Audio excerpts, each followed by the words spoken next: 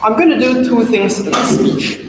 The first is I'm going to explain to you why the obligations of the LGBT community do not extend to Side B Christians. And second, I'm going to show you why, even if this debate is a metric about who is better for Side B Christians, why is it that we are better for Side B Christians? Before I start, allow me to explain to you the priorities and the types of interests of Side B Christians. I think that to be an LGBT person is definitely very difficult, with huge personal sacrifices often. But I think for a Side B Christian, the fact that he or she actively chooses not to engage in same-sex primarily because he or she doesn't want to offend religion, clearly shows that if you ask him to weigh up between religion and LGBT, the movement, they're clearly going to choose the religion, or they clearly value the religion slightly more than the LGBT movement. And granted, we agree that perhaps religion and LGBT movements can coexist, but in a world in which there is a trade-off, we're going to suggest to you, even if this metric and this debate is based upon Side B Christians, why is it that overall we are still better for Side B Christians? So, first argument, and first frame of argumentation, why is it that the obligations of the LGBT community do not extend towards Side B Christians? First and foremost, we need to understand what are the goals of the LGBT movement. And I think the goals are dual in nature. The first is to create a sense of identity that is crucial to construct a safe space for members within the community. And the second is in terms of utility to push for change.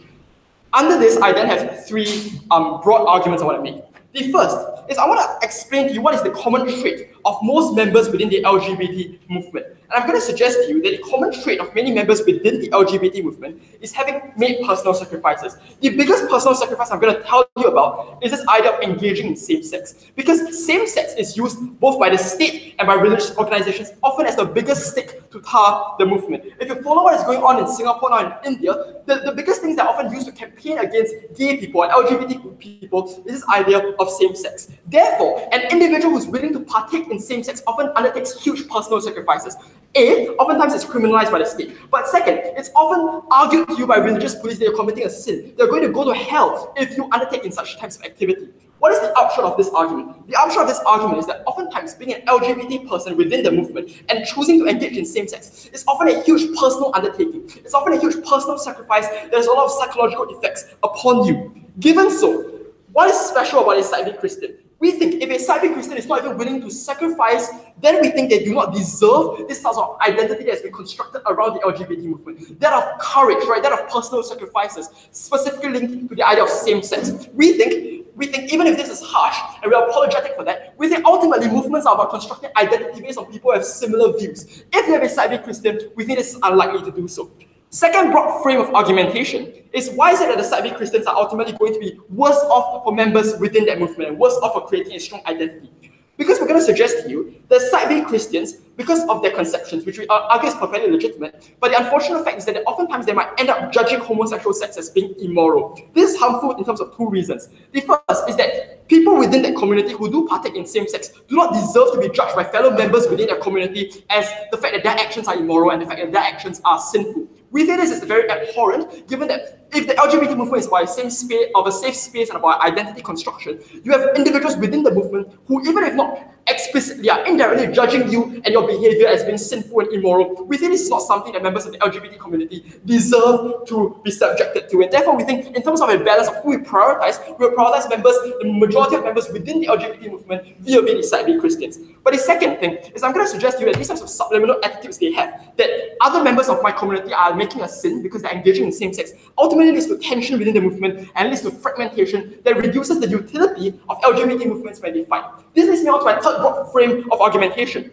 Why is it that in terms of utility, it is bad to have Side B Christians? Because recognize that how do LGBT movements campaign? LGBT movements campaign typically by going against religion. Because the biggest opposition towards the LGBT movement has always been religion. That Jesus or God says that it is immoral to have same-sex, and therefore you cannot have same-sex. We think oftentimes religion is the largest roadblock to LGBT movements. And LGBT movements typically campaign by going against religion. Why is this important? Because having someone who clearly values religion more is therefore of little utility to the movement, right? So even if Ock can say, oh, but more people equals to more critical mass that leads to us pushing for change, we're going to suggest that this is bad. Because having someone who values religion clearly more is little use to the movement who is actively campaigning against that particular religion. Therefore, on all three grounds, we think the obligations of the LGBT community cannot extend towards Side B Christians. We think this is important as a frame of argumentation.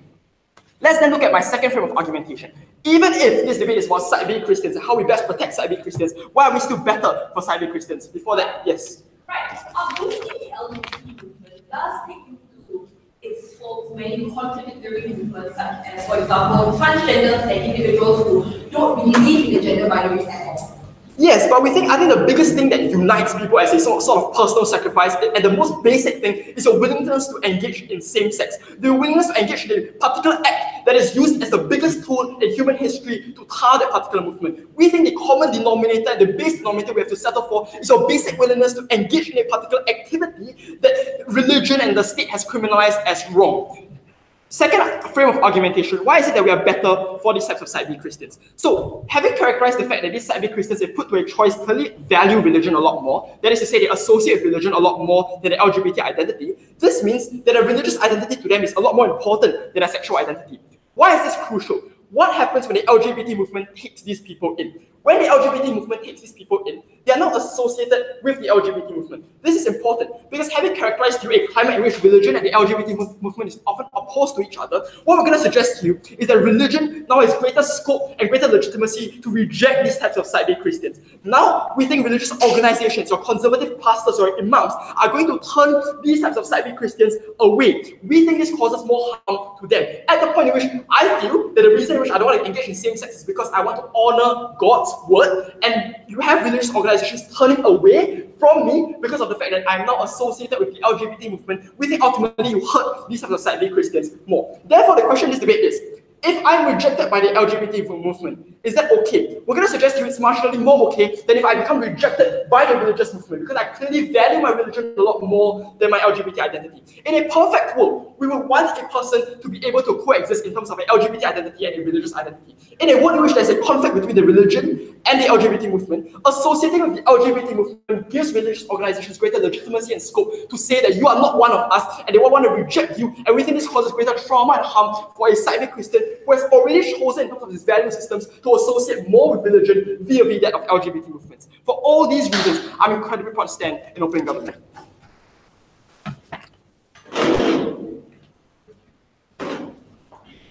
Thank you very much for that.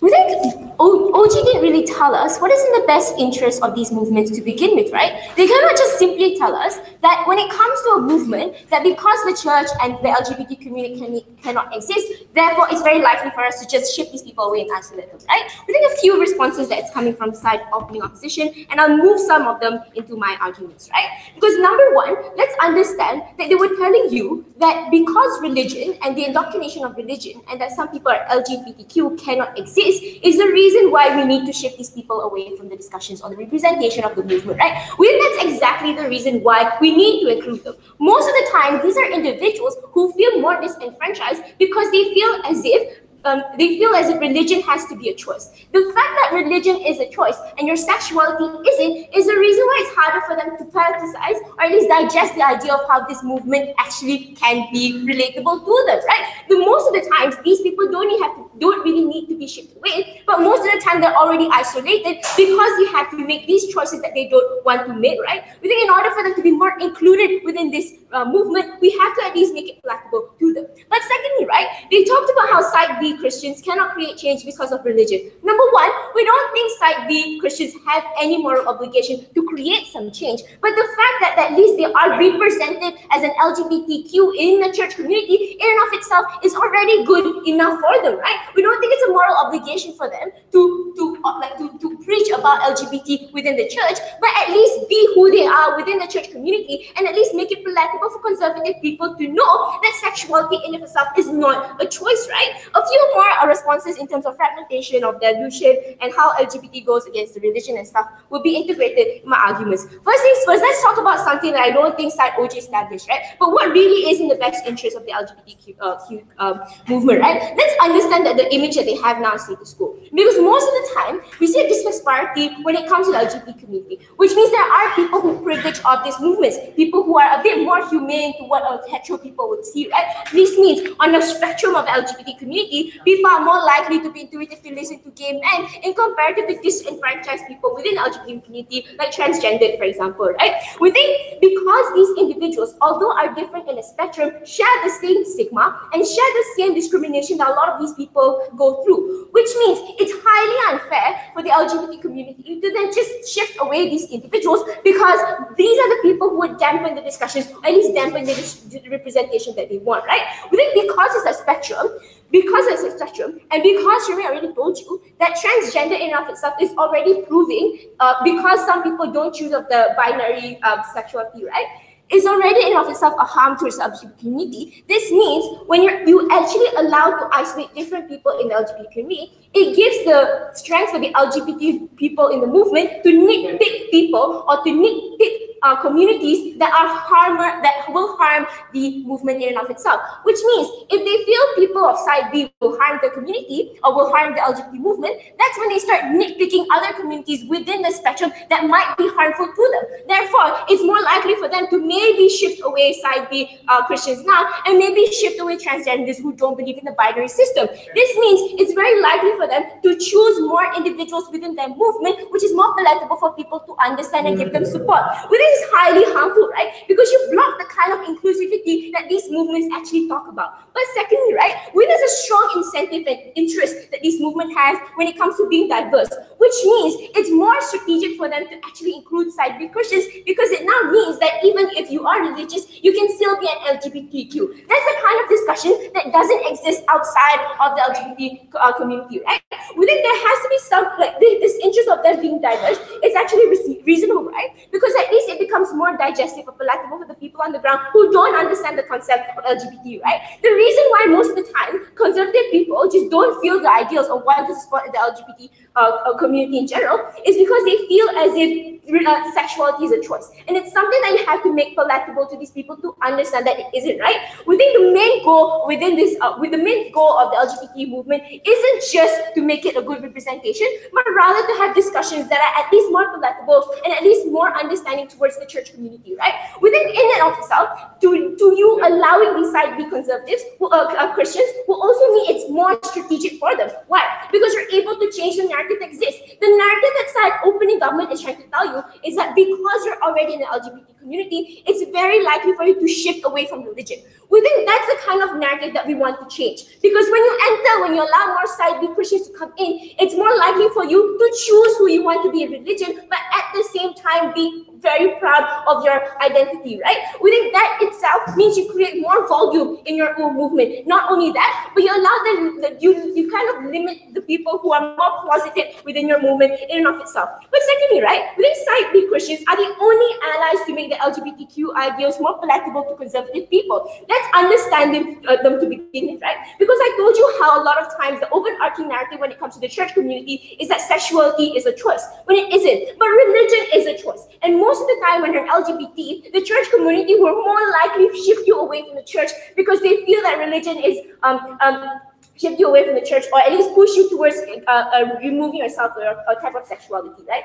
Given that no overarching narrative exists, it's very likely for these people to choose religion, as what side opening government tells you. But what's harmful is you put them in a cycle chamber of coercion, right? Which means it's very unfair for these people to not be able to feel and identify themselves and still be able to practice the kind of indoctrination that they've been living with when they were younger, right? But then secondly, this in of itself will then start isolating themselves from the people who understand them the most, which means when you allow people to move away from religion because of their sexuality, it's very likely for you to have the church community to condemn you and hijack your discussions even more. The fact that you're going to isolate these side B Christians means it's very likely for you to shift more away to the church, and it's harder for people to understand your discussions. But at the same time, it's more likely for you to have religious communities to hijack your discussions and dampen your movement even more. This means you will marginalize these individuals in a more extent to whatever side OG was telling you will never be true, right?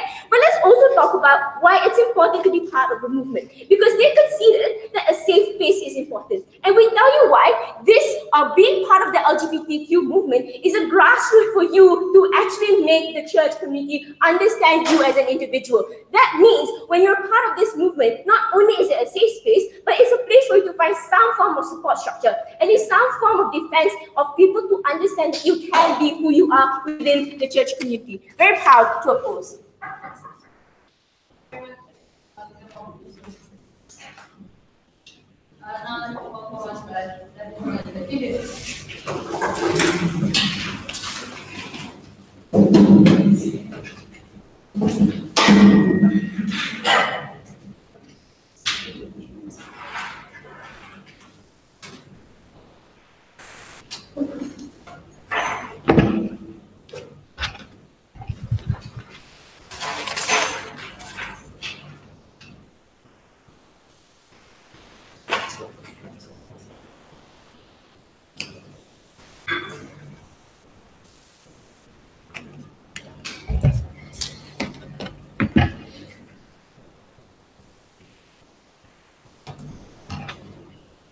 My speech has two constructive parts. First, I'll talk about what best advances the interests of the community, and secondly, how do we best protect side B Christians. But first, I want to deal with this side issue about this transgender movement thing, right? That was pointed out by CEO. I think the real difference between transgender movement, while they don't believe in the gender binary, is that they don't fundamentally view the activities of any other member within the community as immoral, right? They still respect that there's freedoms that they are entitled to and they are free within the space. And in any case, I think it was quite clear and it's not inconsistent for us to say that we're happy for transgender to be a separate movement as well. I don't think that was the point of the case.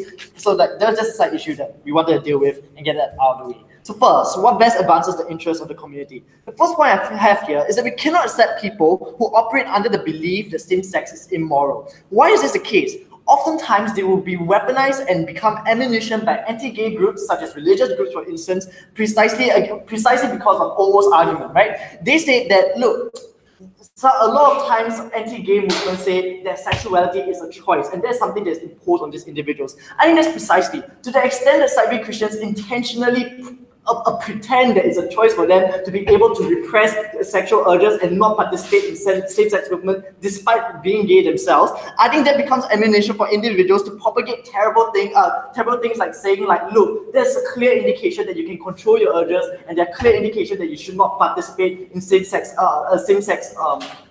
activities, right?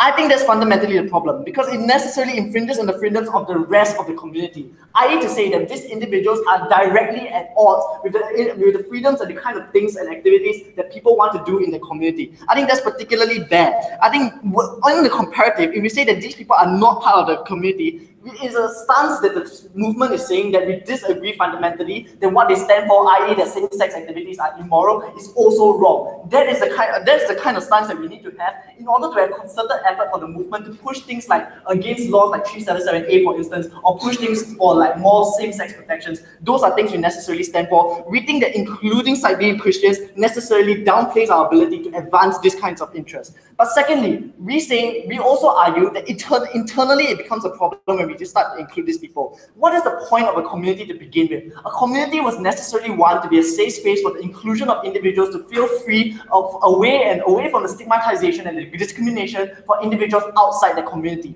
The problem with inviting side B Christians into the community is to introduce discrimination within your movement and within your community as well. To the extent that they believe that the kind of things that you're doing is immoral, they're also judging the activities that you participate in as immoral. I.e. they say that side B Christians are actively viewing people within the same community that they claim to be in as immoral. We think that that's fundamentally problematic. We think that people who have these freedoms should be protected against the kinds of discrimination that side B Christians imposes on them. Go ahead, Cozy. Right. So would you therefore disallow individuals who say, for instance, stand for civil unions as opposed to gay marriage from joining your movement, given that marriage seems to be a fundamental part of what the LGBTQIA one is? No. Because there's not a discrimination against an activity that you want to partake in. What it's saying is that, oh, we should opt for different kinds of rights. I think that there's a whole different idea of what marriage versus civil unions, which one is better. So that's just like internal discourse about what is the best movement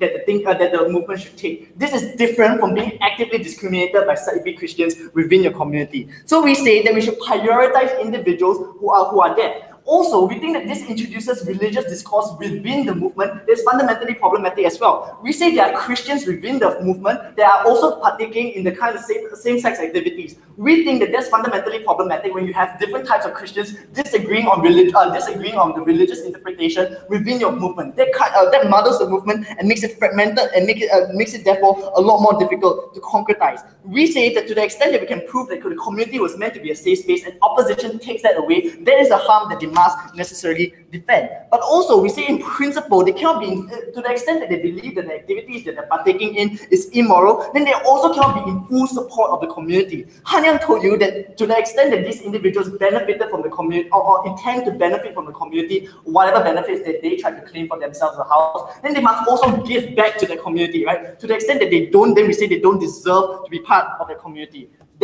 And that is why we think in principle we should not include, for the interest of the community, should not include Site B Christians. Second part of my speech, therefore, how do we best protect Site B Christians? I think the first thing we want to establish here is, obviously, if to the extent that you want to like reject same-sex, having same-sex activities, at the same time you want to be religious, it is quite clear that it's a case that you have a conflicted identity of yourself. So we say that Site B Christians probably need some space to navigate around the different kinds of priorities they have in their life, whether they want to prioritize perhaps certain interpretations of religion, or perhaps they want to prioritize their same-sex identity. We say it's fundamentally problematic, therefore, to include them into these communities. Why? Given that they need the space to organize their identity, being part of the community necessarily imposes undue kinds of pressure upon them, right? To the extent that they're being surrounded by a strong narrative that says, look, you should start opting into same-sex activities, look, you should like leave your religion, things like that. We say that they face immense pressure within those communities as well. We say that that's fundamentally problematic to the extent that we believe that identity should be constructed in a way where it's free from pressure so that you are able to make the most informed choice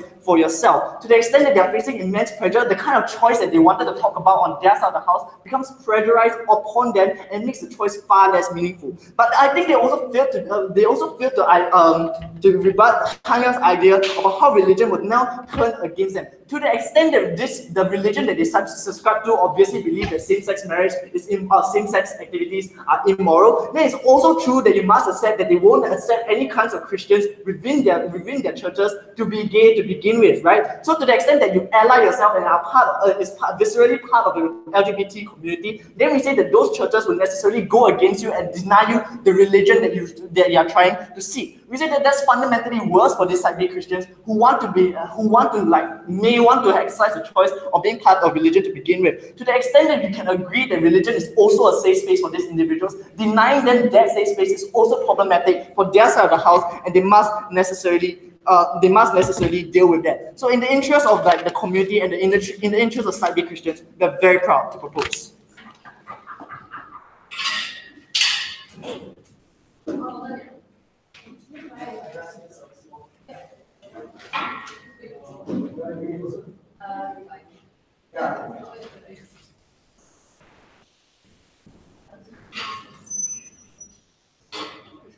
Sorry, a quick announcement. Does anyone want to present? You also. Okay, so here's a card for that. You don't present. Those who already recorded can also be relevant at any point. Okay. Because I have to go, but I'm just going to show how to turn on.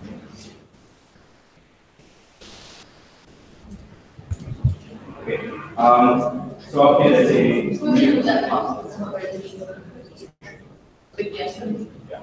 there's a new mic and the camera.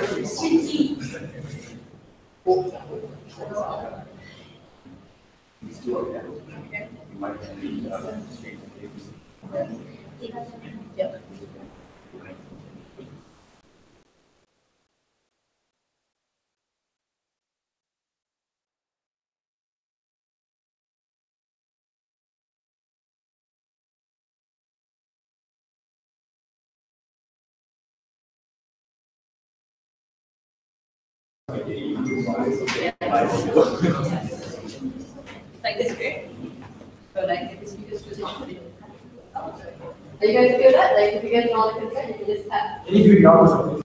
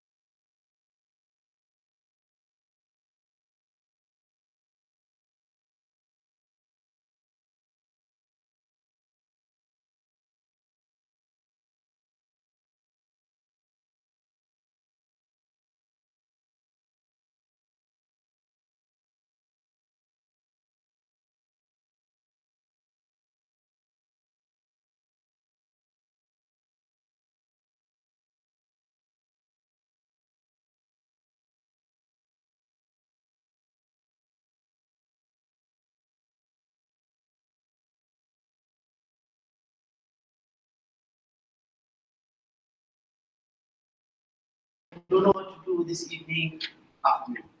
Huh?